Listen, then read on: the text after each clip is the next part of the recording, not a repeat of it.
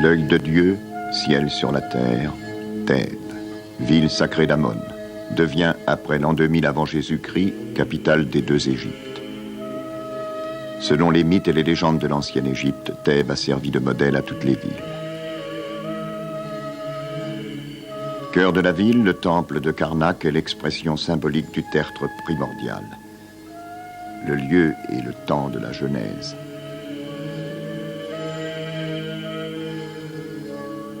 Le dieu Amon créa Thèbes et la cuisit par la flamme de son œil. Chacun de ces temples était un œil géant ouvert sur le monde, avec Karnak, Luxor et les temples funéraires de la rive ouest. La cité sainte de Thèbes était l'œil complet, l'œil de Dieu.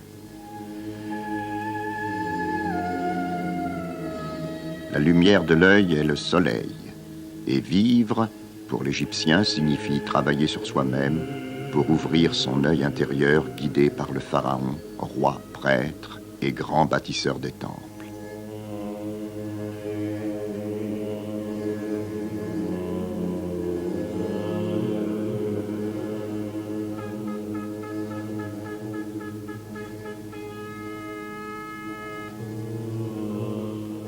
Dans la cité sainte de Thèbes, Karnak, temple d'Amon, avait pour fonction de remémorer la Genèse, d'assurer rituellement l'entretien du monde, de sacrer le pharaon et de renouveler périodiquement son pouvoir.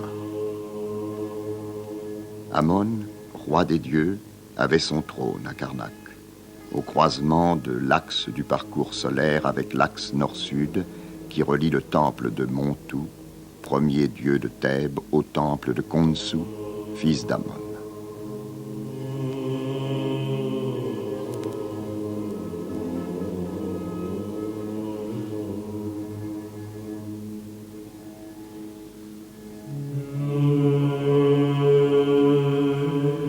Son temple regardait vers le sud, vers le temple de Mout, épouse d'Amon et mère des dieux.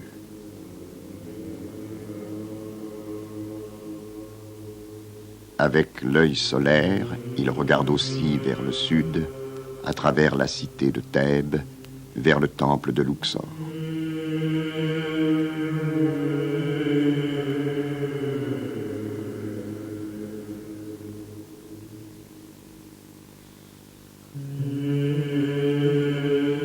Le temple de Luxor, dont le nom signifie le harem du sud, ou le lieu du nombre, n'est pas dédié à un autre dieu qu'Amon lui-même. Il est une sorte de sanctuaire secret que prolonge le temple de Karnak, par la voie sacrée gardée, d'après certaines traditions, par 365 sphinx de chaque côté. 2 fois 365, comme les jours et les nuits de l'année, image parfaite d'un cycle.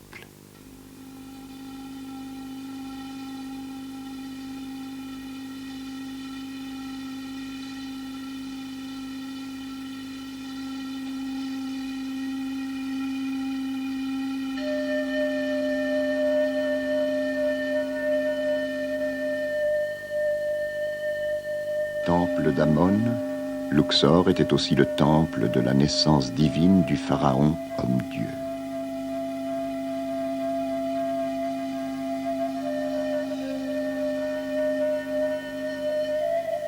Associant le symbole de l'éternité qu'était le sphinx à la succession des cycles et des jours, la voie sacrée de Luxor, calendrier de pierre, marque la perpétuité de la royauté pharaonique.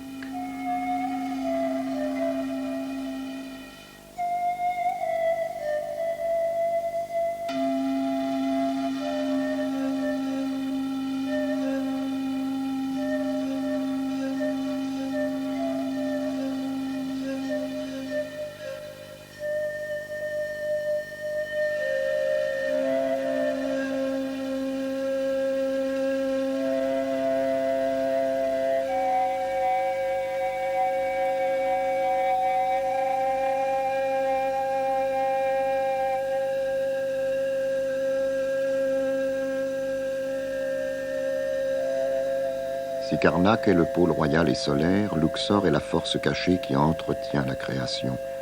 C'est la résidence mystique, où Amon féconde le monde créé, le lieu où l'on fête chaque mois à la pleine lune les noces du soleil et de la lune.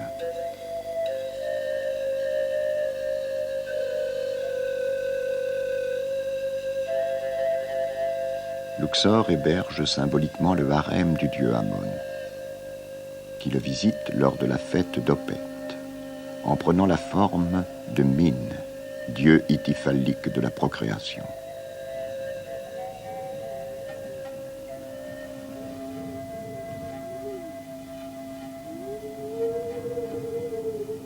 Orienté comme le Nil, le temple de Luxor reçoit par sa façade nord le vent qui porte le souffle d'Amon, chargé des puissances fécondantes. C'est ce souffle qui anime le temple. Les faisceaux des papyrus des colonnes de la grande cour symbolisent la terre fertile de l'Égypte entière.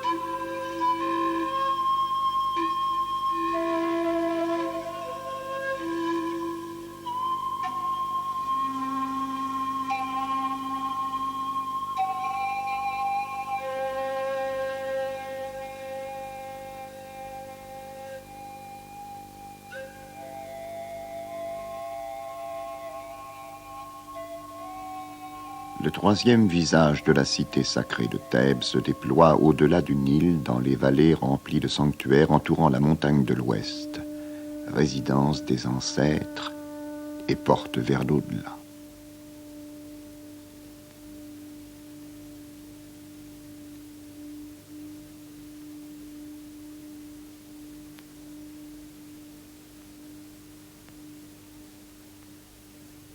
Cette montagne sacrée figurait la troisième fonction de la cité sainte, la renaissance et la divinisation de Pharaon.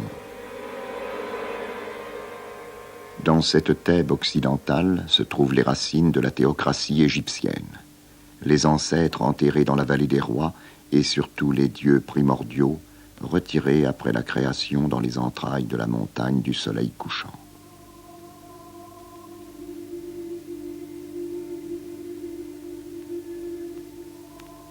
Dépôt de la mémoire comme de l'énergie primordiale, la montagne du couchant regarde à l'Orient. Cette renaissance quotidienne du soleil, que maintient le rite sans cesse accompli par le roi prêtre, fils de Dieu.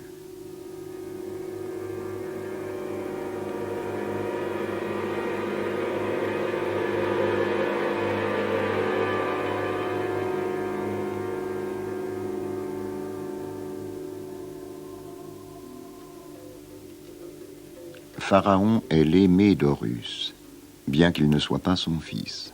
Protégé par ce dieu, Pharaon était monté sur le trône d'Horus, qui dans l'histoire mythique de l'Égypte est considéré comme le dernier dieu roi. C'est lui qui lègue la royauté au Pharaon lors du départ des dieux rois. Cette délégation consacra la légitimité divine de la royauté.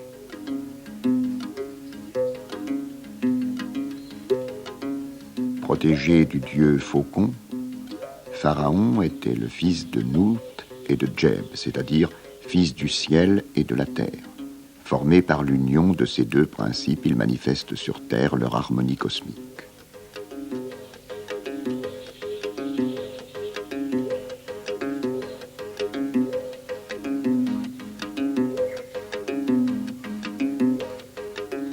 Fils du ciel, Pharaon était aussi le fils d'Amon, roi des dieux.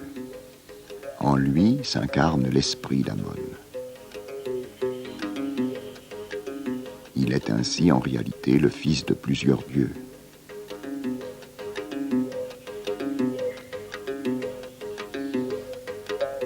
L'un de ses titres importants est celui de fils de Ré.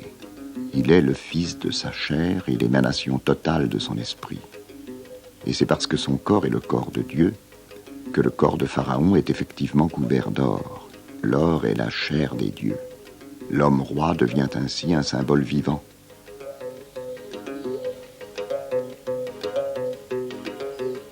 Concentration de toutes les énergies divines, son Ka, symbolisé par ses bras ouverts au ciel, confirme la nature divine du pharaon.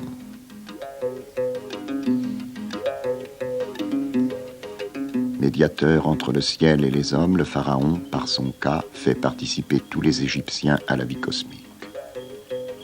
Par le Ka, qui englobe la vie et la mort, les sujets peuvent dire « Mon Ka appartient au roi, mon Ka procède du roi, le roi fait mon Ka, le roi est mon Ka ».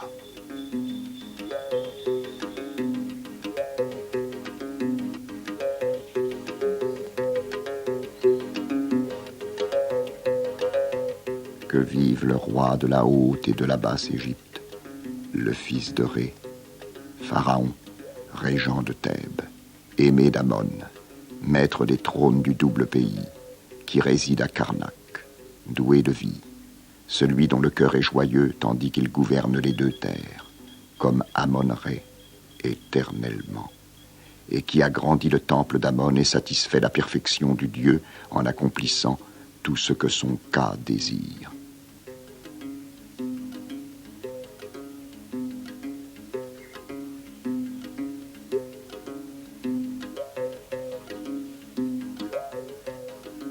D'après la légende, les dieux s'adressaient souvent au pharaon, comme en témoigne la vision de Thoutmès IV, lorsque le sphinx, recouvert par les sables, le supplie de le délivrer. Regarde-moi, ô mon fils Thoumès, je te donnerai mon royaume sur terre. Ma face est tienne, mon désir va vers toi, le sable du désert sous lequel je suis m'a atteint. Reviens vers moi pour faire ce que je désire.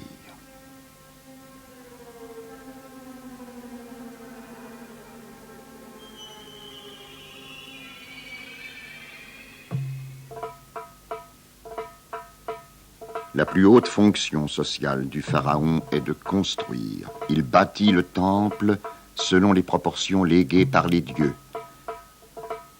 Le temple était nommé par les Égyptiens le Set-Ib, la place du cœur, parce que chaque temple était effectivement le cœur du pays. Ainsi que le pharaon lui-même, le temple avait pour raison d'être de faire communiquer la terre et le ciel. J'établis l'escalier, je dresse l'échelle, proclame le pharaon. Fils de Dieu, le pharaon bâtisseur construit la maison de son père. J'ai construit les monuments des dieux, mes pères divins. J'ai rendu splendide leur sanctuaire pour l'avenir. J'ai rendu leur temple durable. J'ai restauré ce qui était en ruine. J'ai fait en sorte que les prêtres connaissent leurs devoirs. J'ai mené l'ignorant vers ce qu'ils ne savaient pas. J'ai accru l'œuvre des rois qui ont vécu avant moi. La joie de mon temps a submergé les dieux, et leurs temples sont en liesse. J'ai fortifié ceux qui vivaient dans la crainte. J'ai chassé d'eux le mal. J'ai fait que l'Égypte soit la première par la construction des temples, qui maintiennent vivantes les lois du cosmos, sans lesquelles la cité n'existerait pas.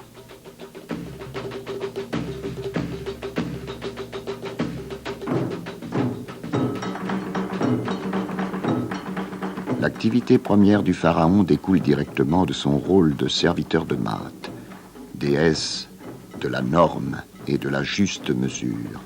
Ainsi, doit-il faire respecter l'ordre et la règle de Maat dans tous les domaines, et entrer en guerre contre les ennemis visibles et invisibles de l'Égypte.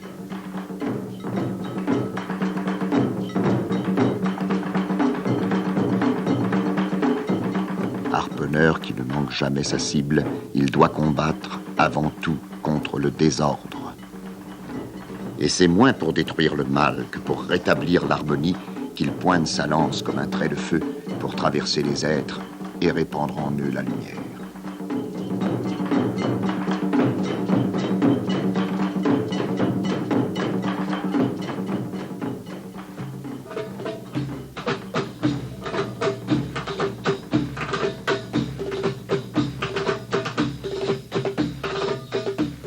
Afin d'assumer ce service universel, l'héritier du Pharaon, bien que de lignée divine, devra passer par des épreuves qui confirment et développent les qualités nécessaires à l'accomplissement de son destin royal. Associé au règne, l'héritier du Pharaon n'est pas toujours son fils, mais le plus digne d'entre les princes qui devient ainsi fils de roi.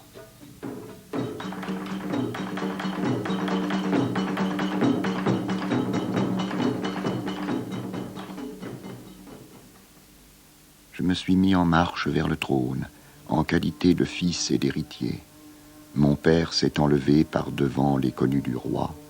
Moi, tout enfant, je fus pris dans ses bras, et il me dit qu'il se lève en qualité de roi, pour que je voie ces beautés de mon vivant. Le sacre ne peut avoir lieu que dans l'intérieur du temple de lumière, sous la protection de l'obélisque qui disperse les forces du mal.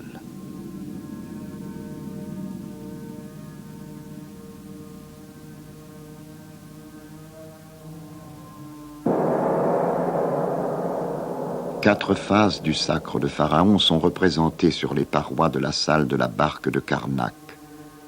La purification du futur roi par les dieux Thoth et Horus, avec l'eau vivifiante chargée des énergies régénératrices de la Genèse. La présentation à la cour des dieux et l'imposition des couronnes de Haute et de Basse Égypte par Thoth et Horus. La royale montée vers le trône céleste pour être reconnu comme le fils des dieux.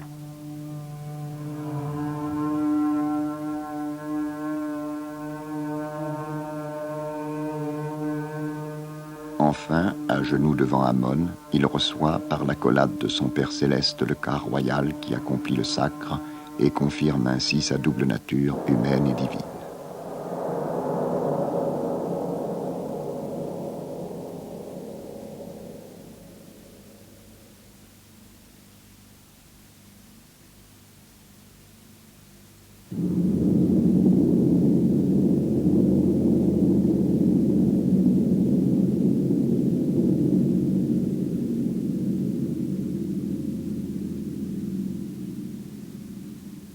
Par la purification avec l'eau sanctifiante du lac sacré, le futur roi vivait rituellement une nouvelle naissance et devait se présenter devant les dieux aussi pur que le soleil levant.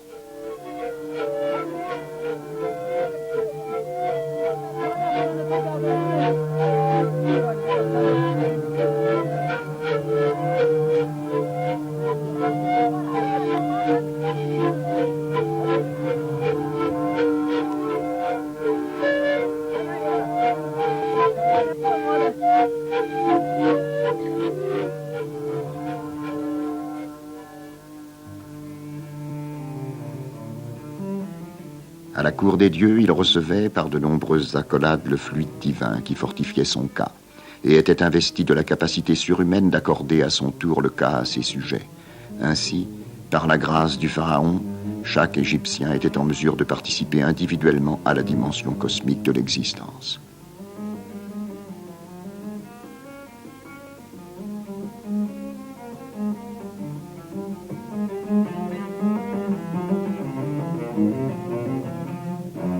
La puissance du Ka est contenue dans les 5 noms qui légitiment l'action du roi sacré.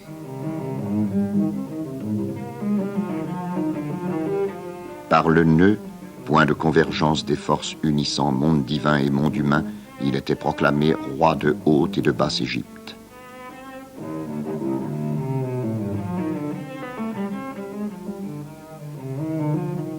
Le second nom lui est accordé par les 2 souveraines, Vautour et Serpent. Ainsi, le Pharaon reçoit le titre de fils du ciel et de la terre.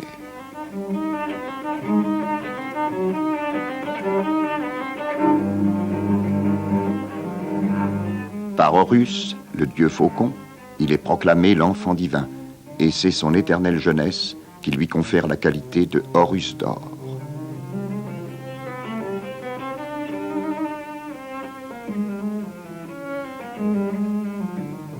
Par son 5e nom, devenu fils de Ré, il est apte à recevoir les couronnes qui devaient confirmer son pouvoir de domination des forces visibles et invisibles. Au-delà du bien et du mal, il concentrait en lui tout à la fois les fluides d'Horus et de Seth. Voici, certes, Amon qui vient, son fils devant lui, en ce temple, pour établir ses couronnes sur sa tête et grandir la durée de son règne à la façon de nos propres images. Nous établissons ces couronnes, nous lui donnons les insignes de la royauté de Ra, nous prions Amon pour lui, puisque tu nous amènes notre défenseur. Puisse-t-il avoir les périodes de Ra, les années d'Horus en qualité de roi, puisque c'est lui qui fait ce qui plaît à ton cœur dans Thèbes et aussi dans Memphis et dans Saqqara, et qui rend auguste ces villes.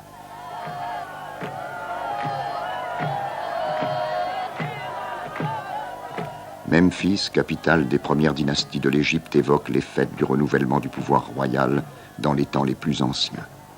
La nécropole de Saqqara porte le témoignage des décors originels des premiers sacres.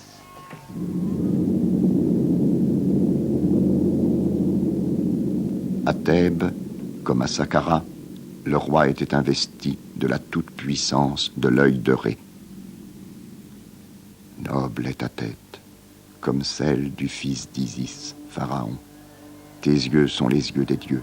C'est toi qui éclaires le pays tout entier, qui dissipe l'obscurité pour le genre humain, lorsque tu apparais, pourvu du pouvoir magique, Pharaon.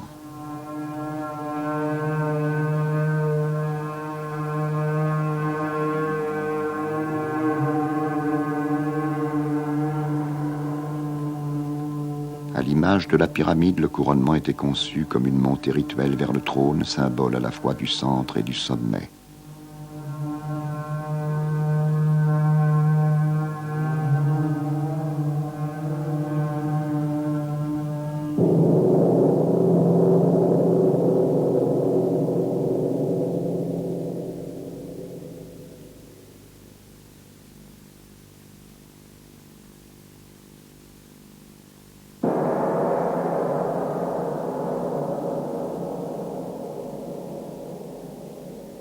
À l'image d'Horus, dernier dieu roi des deux Égyptes, le pharaon est intronisé et couronné 2 fois.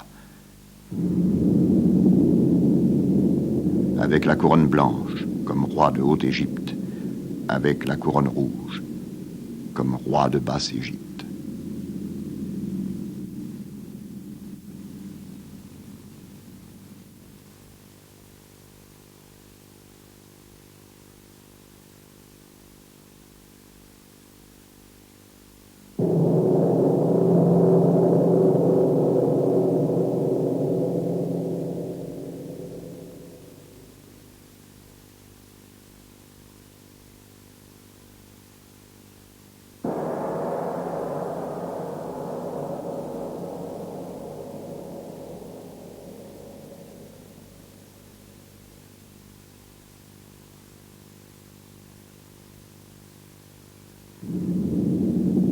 Le roi a uni les cieux et la terre. Le roi construit la cité de Dieu conformément à sa fonction. Le roi est le 3e lors de son apparition.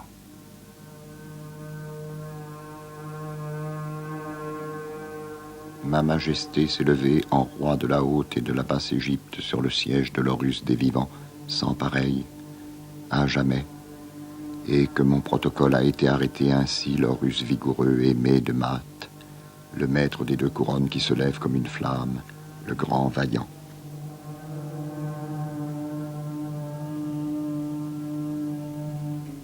Pendant qu'il reçoit les couronnes, on lui présente les sceptres des 3 pouvoirs. Assis sur son trône et protégé par Horus, le pharaon réalise l'union du double pays figuré symboliquement par le nœud.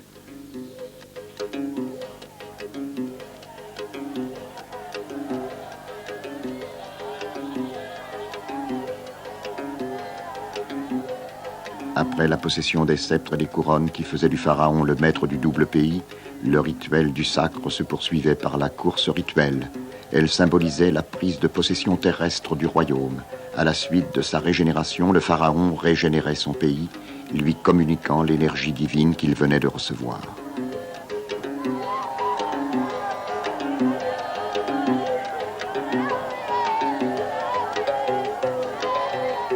J'ai couru, tenant en main le secret des 2 partenaires, à savoir le testament que mon père m'a donné devant Djeb. J'ai traversé la terre et touché ses 4 côtés. Je l'ai parcouru selon mon désir. Le Dieu bon, le roi, qui tourne autour, tenant fortement le testament. Il court, traversant l'océan et les 4 côtés du ciel, pénétrant aussi loin que les rayons du disque solaire parcourant la terre. Par une montée symbolique, au sortir de la triple cérémonie, le roi était conduit au Naos, devant la statue divine. Là, Amon lui insuffle une vie nouvelle en le reconnaissant comme son fils. Devenu symboliquement nouveau-né, il recevra sa nourriture des dieux et le lait des étoiles, devenu lait de l'éternité.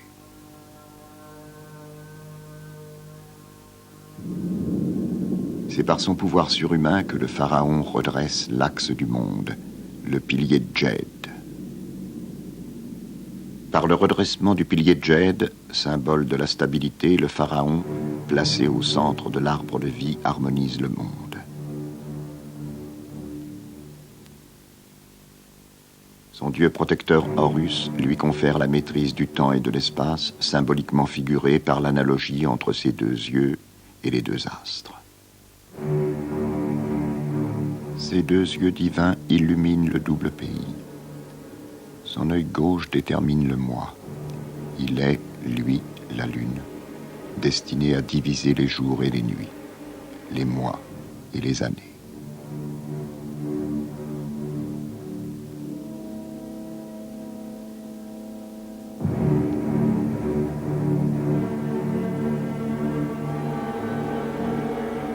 Son disque solaire est pour la journée, son disque lunaire pour la nuit, sans défaillir durant l'éternité.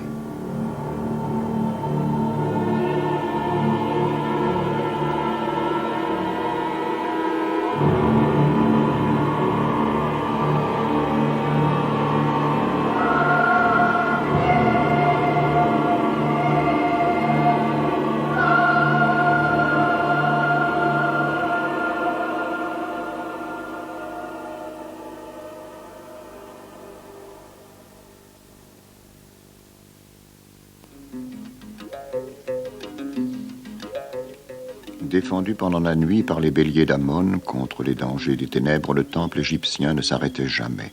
Il était une sorte d'usine gigantesque destinée à maintenir la création. Un centre d'énergie spirituelle où travaillait un petit nombre de prêtres savants très qualifiés. Ils assuraient la parfaite circulation de l'esprit en expliquant aux hommes les lois du monde céleste.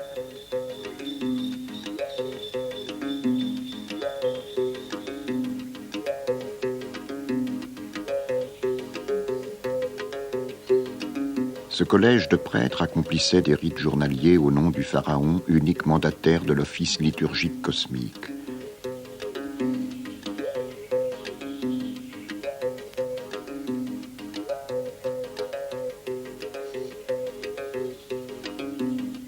Le pharaon, comme les prêtres, devait commencer ce rite journalier par une purification dans le lac sacré qui était également un ressourcement par les eaux chargées de l'énergie contenue dans les profondeurs de l'océan primordial.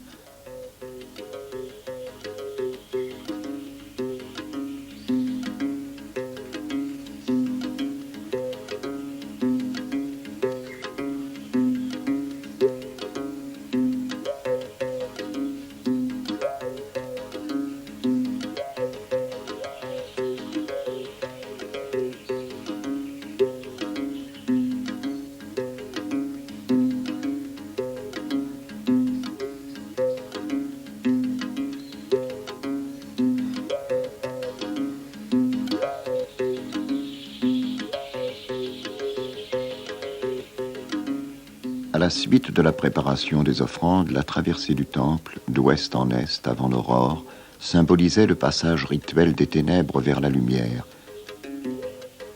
C'est la lumière du Verbe qui naît la première à l'aube, grâce au rituel accompli par le Pharaon. Il ne s'adresse pas au disque solaire concret, qui ne dispense sa clarté que dans l'ordre des apparences.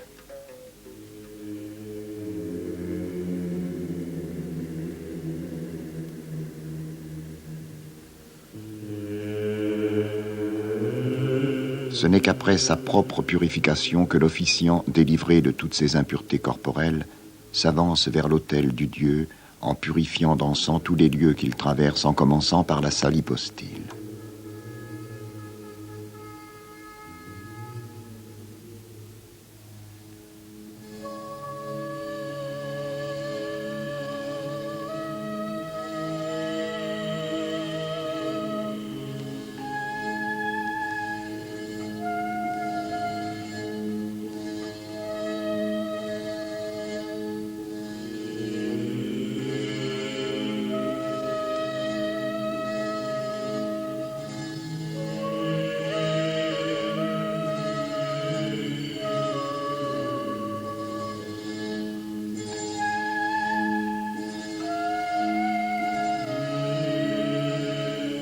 La salle hypostyle est l'antichambre du Saint des Saints, où les offrandes sont préparées par le pharaon et les prêtres.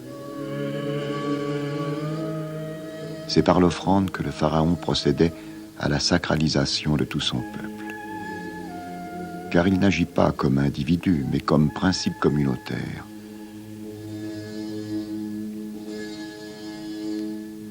L'offrande n'est nullement liée à l'histoire.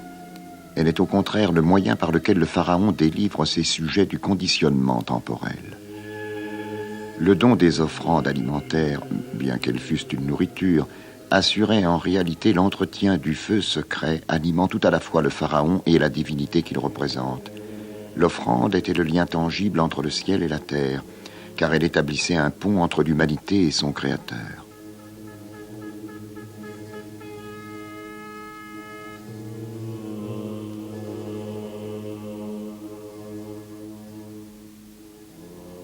Une fois les offrandes déposées dans la salle de la barque, le pharaon s'engageait dans une navigation symbolique, véritable épreuve ascensionnelle vers le Naos, demeure de Dieu.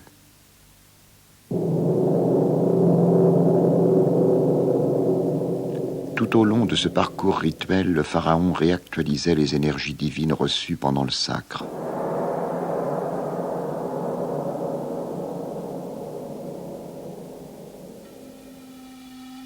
C'est par l'œil, symbole du verbe lumière, qu'il obtenait le pouvoir créateur et la puissance régénératrice.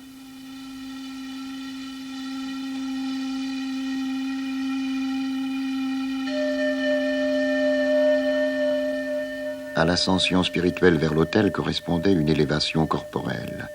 Elle était imposée par l'architecture même du sol, qui présentait une montée continue de l'entrée du temple à l'autel.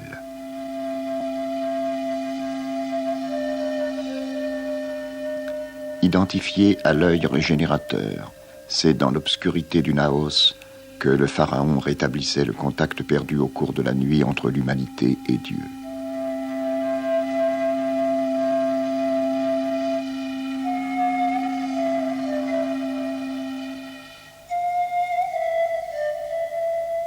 Dans le Naos, il éveille, embrasse et habille la statue du Dieu, qui reprend ainsi possession de la force vitale du Ka qui s'était détaché d'elle pendant la nuit.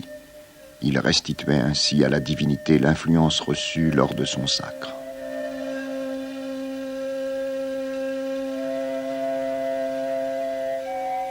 Assis au pied d'Amon et embrassé par le Dieu, le pharaon accomplissait l'itinéraire matinal du rituel. Son intimité avec le Dieu présent dans le Naos était l'équivalent symbolique d'un voyage céleste.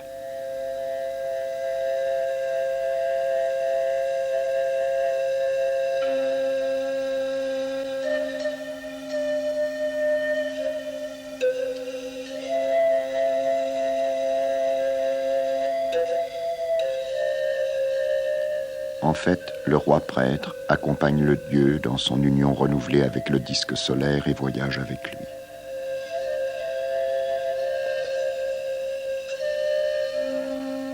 Pharaon possède la durée de la lumière divine, Ré, la fonction du Créateur, Atum, les années d'éternité sur le trône d'Horus, la victoire sur tous les pays, la puissance de son père Amon, chaque jour, la souveraineté sur les deux terres.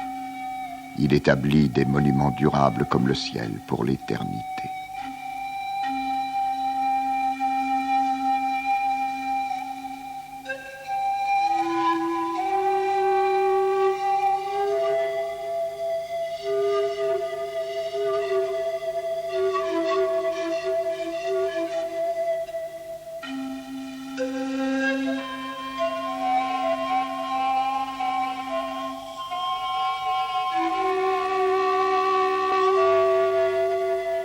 fils de Ré, Pharaon t'adore pour tes bienfaits. Il te vénère quand tu te lèves en beauté dans l'horizon oriental.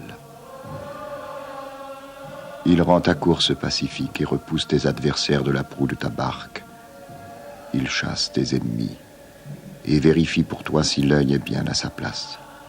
Il fait en sorte que les deux yeux te guident et annonce pour toi que ton œil divin vient à ton Naos. Il jalonne pour toi les chemins et chasse la douleur.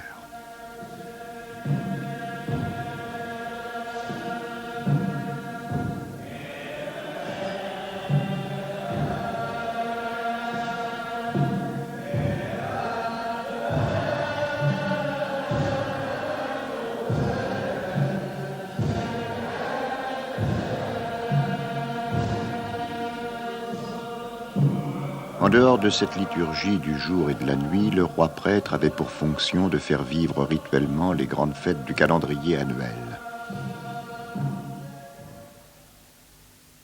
Le jour de la nouvelle lune, au début de l'été, le pharaon guidait le cortège d'Amon sur la rive occidentale du fleuve dans les grands temples funéraires.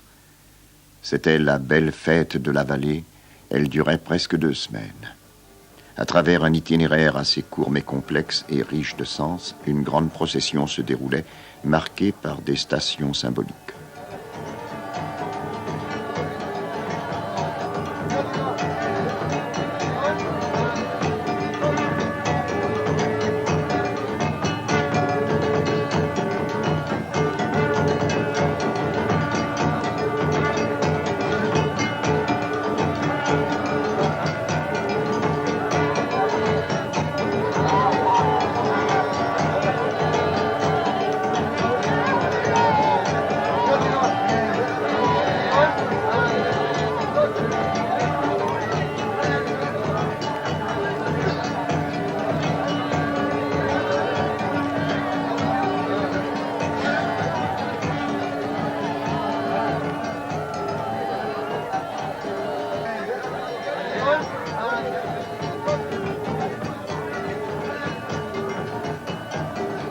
La traversée du Nil avait lieu sur les barques processionnelles d'Amon, véritable tabernacle mobile, cependant que de l'autre côté se célébrait un rite tout à fait particulier, la rencontre avec les défunts et avec les grands dieux de la Genèse.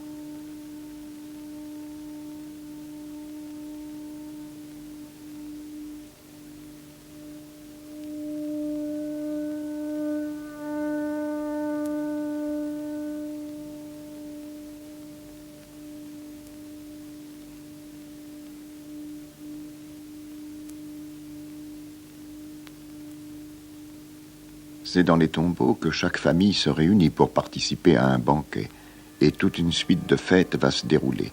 Les lampes seront allumées, il sera fait des offrandes et des sacrifices, les vivants et les morts se rencontreront. Le premier qui accomplit ces rites funéraires est le pharaon.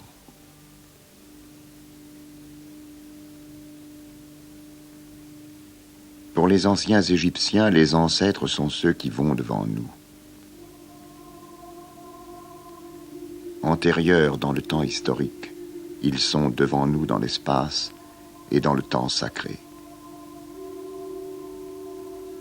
Ils sont partis avant nous vers le bon port de l'Occident et attendent pour nous guider sur le chemin.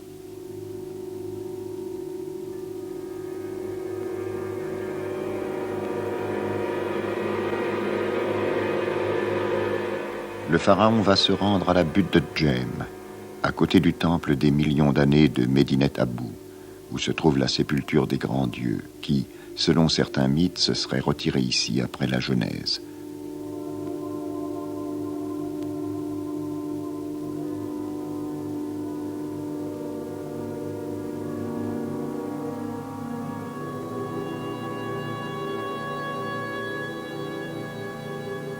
Ils renforcent la puissance vitale du pharaon et, par leur présence, rappellent pour l'éternité le rôle du Verbe lumière dans la création du monde.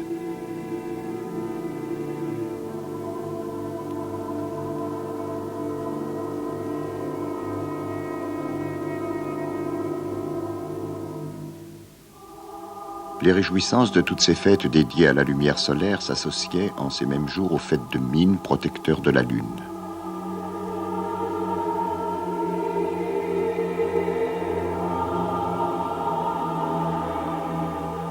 Min, associé à la lune, était par ses vertus fécondantes maître de la croissance et le dieu tutélaire de toute procréation.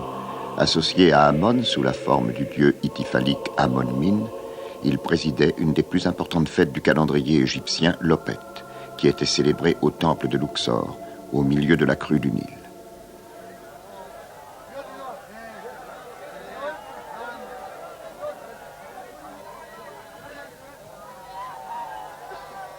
Au nord de Thèbes, dans le temple de Karnak, c'est plusieurs semaines à l'avance que se préparait la fête des noces cosmiques de la lune et du soleil.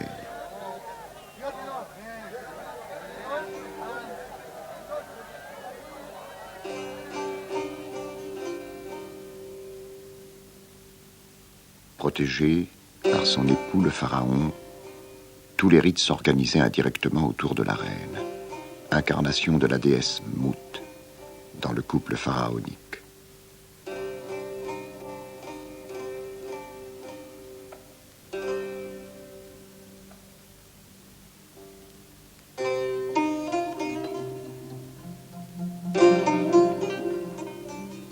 La fête de l'Opet manifestait la dynamique convergente des trois grandes divinités constituant la triade thébaine. Amon, le père, Mout, la mère, et Khonsu, le fils figuré par le disque lunaire.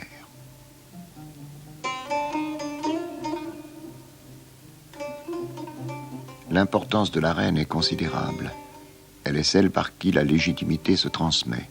Et il est essentiel que le pharaon soit fils d'une reine fécondée par Amon-Min lors de la fête du mariage cosmique.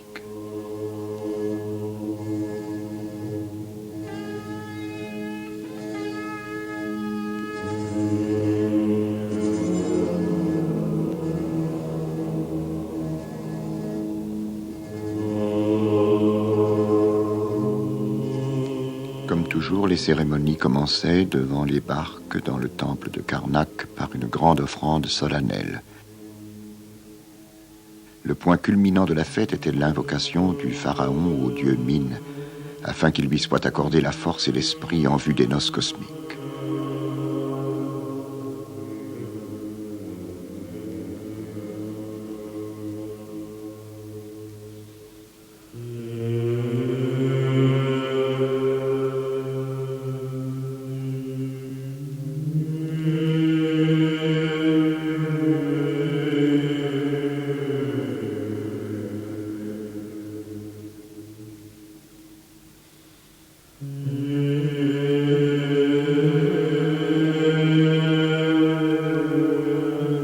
Trois barques processionnelles de la triade thébaine partaient vers Luxor, guidées par le roi prêtre. À côté des grands dignitaires du pays, le cortège réunissait une foule immense qui chantait, dansait en l'honneur du dieu de Karnak.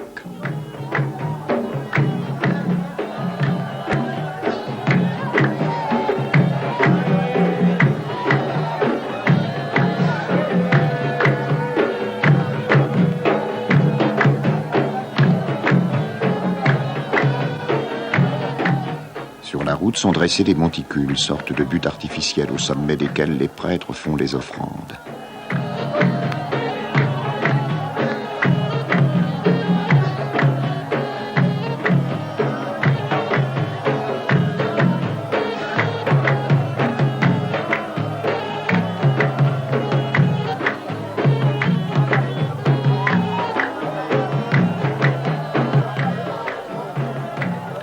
D'une escale à l'autre, le cortège avançait si lentement que la distance qui séparait Luxor de Karnak était parcourue en plusieurs jours.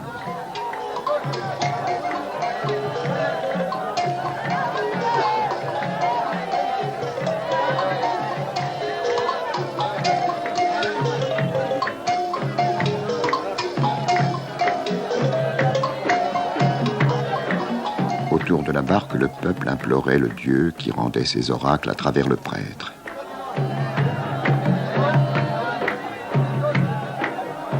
Les pèlerins, avec leurs offrandes venues de tous les coins de l'Égypte, remplissaient tout l'espace entre le temple de Karnak et celui de Luxor, particulièrement sur les rives du fleuve.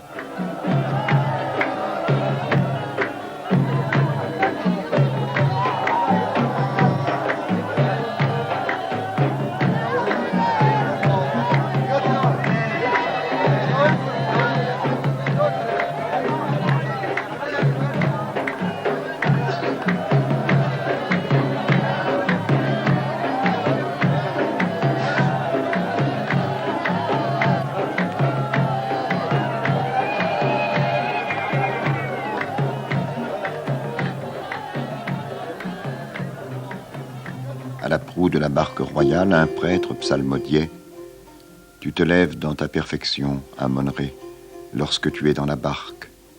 Le double pays tout entier t'acclame, le pays au complet est en fête. Ton fils aîné qui a ouvert ton sein te fait remonter à la rame vers Opet. Donne-lui une durée infinie en roi du double pays, une éternité d'années. Protège-le en vie, durée, stabilité. Fais-le apparaître en gloire, en régent de la joie. »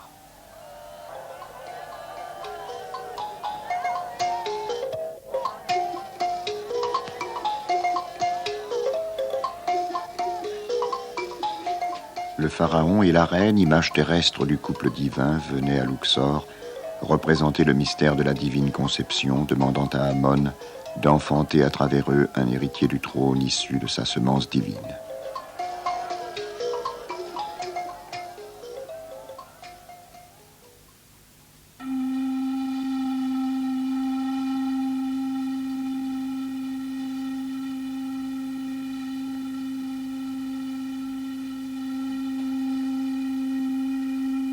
Les noces rituelles de la reine et d'Amon-Min étaient d'abord surtout une union symbolique.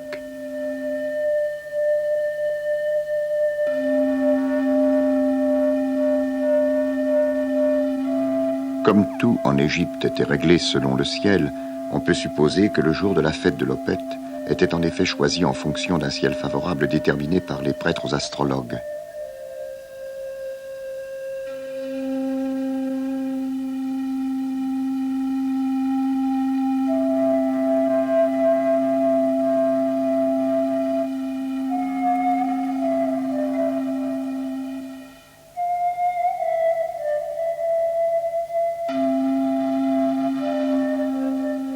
Passant devant les divinités et la galerie des rois protecteurs du temple, le cortège se dirigeait vers le Saint des Saints.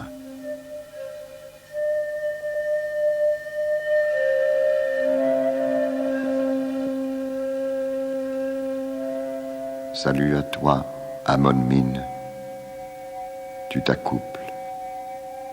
Grande est ta force. Tu es certes le mâle, le seigneur des jeunes femmes. Le taureau qui s'unit à celle qui est douce d'amour, au beau visage, aux yeux fardés. Roi victorieux parmi les dieux. Pour les Égyptiens, la nuit et les puissances lunaires sont loin de représenter les forces en repos. Elles recèlent les principes vitaux cachés dans les ténèbres et l'éternel féminin reflété dans le cycle de la lune. Salut à toi, Seigneur de l'amour, Dieu auguste parmi les divinités augustes. Taureau qui s'accoupe. Ce noble dieu Amon, maître des trônes du double pays, se transforma, prenant l'apparence de sa majesté, le roi de haute et basse Égypte, Akerpekare, époux de la reine. Il trouva celle-ci alors qu'elle se reposait dans la beauté de son palais. Elle s'éveilla à l'odeur du dieu et sourit en présence de sa majesté. Alors, il vient aussitôt auprès d'elle, et brûlant d'ardeur, porte son désir vers elle, faisant en sorte qu'elle le voie en sa forme de Dieu. Après qu'il fut venu tout contre elle, tandis qu'elle se réjouissait de pouvoir contempler sa beauté, voici que l'amour d'Amon pénètre son corps, inondé par l'odeur du Dieu, dont toutes les senteurs venaient du pays de Punt. La majesté d'Amon accomplit tout ce qu'il désirait auprès d'elle. Combien grande est donc ta puissance, cette chose précieuse que de voir ta chair, après que tu t'es uni à ma majesté en ta splendeur, cependant que ta rosée se répand dans tous mes membres.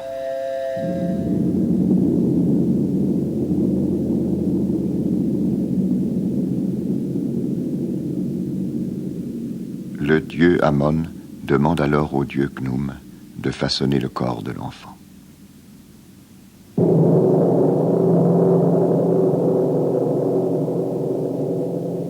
Je t'ai façonné, toi qui es issu du corps de Dieu, Seigneur de Karnak. Je suis venu à toi pour te donner une forme supérieure à celle de tous les autres dieux. Je te donne toute vie et toute force, toute stabilité et toute joie auprès de moi. Je te donne toute prospérité, en même temps que toutes les terres égyptiennes. Je te donne tous les pays étrangers et le peuple en entier. Je te donne toute offrande et toute nourriture. Je fais en sorte que tu apparaisses en gloire sur tout.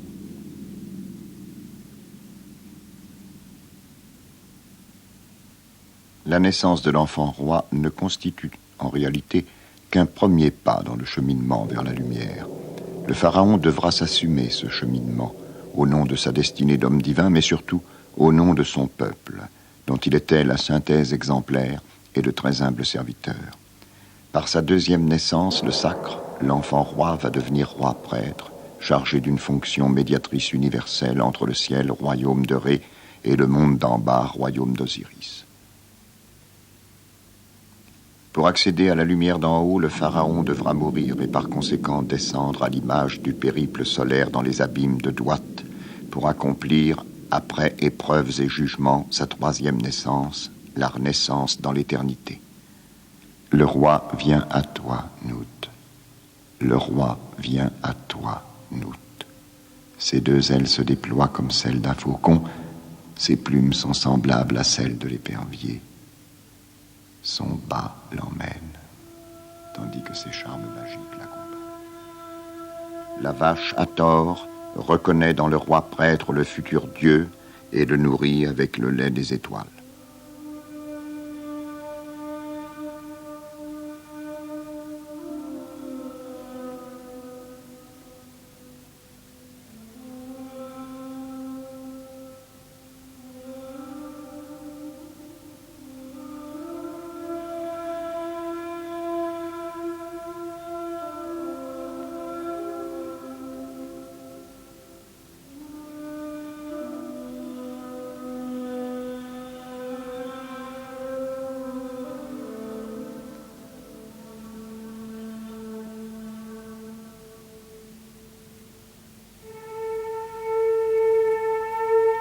Les pieds du roi frappent la terre pour prendre son essor vers le ciel.